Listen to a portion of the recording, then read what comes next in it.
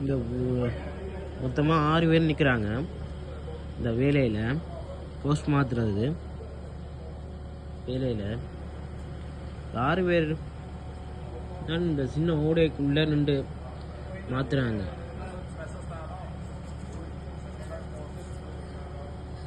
இந்த போஸ்ட் மாற்றுற வேலை நடந்து கொண்டிருக்குது.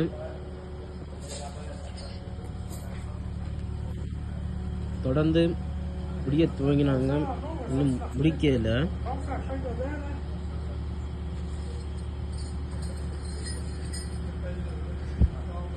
இந்த 6 பேருக்கும் என் சார்பில்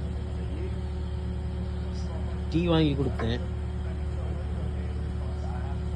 அவருக்கு நல்ல சந்தோஷம் டீ வாங்கி கொடுத்ததுண்டு.